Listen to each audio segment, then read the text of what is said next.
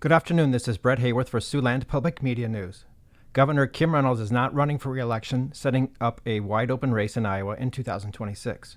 Reynolds first became governor in 2017 after Terry Branstad was appointed as ambassador to China. She was re-elected twice in 2018 and 2022. In a video statement released Friday morning, Reynolds said she is stepping aside at the end of her term to give back to her family that has supported her political career. Reynolds has led a Republican trifecta in state government since becoming governor. She has used it to enact a broad restructuring of state agencies, to expand charter schools and education savings accounts, and to establish a flat income tax. Former State Representative Brad Sherman is the only Republican who has previously announced plans to run for governor. On the Democratic side, Paul Dahl of Webster City is the only candidate who has announced plans. Northwest Iowa Congressman Randy Feenstra in a release said Reynolds has performed well as a governor. According to Morning Consult, Reynolds is the nation's most unpopular governor. She has a -5 net approval rating and the only governor nationwide with a majority of disapprovals over approvals. Additionally, a special project is underway to boost home ownership by lower-income people in Sioux City.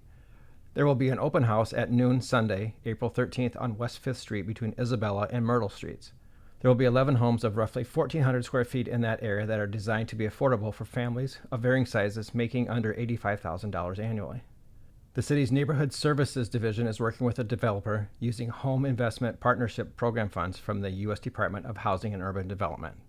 Good afternoon, I'm Alejandra Perez for Siouxland Public Media News.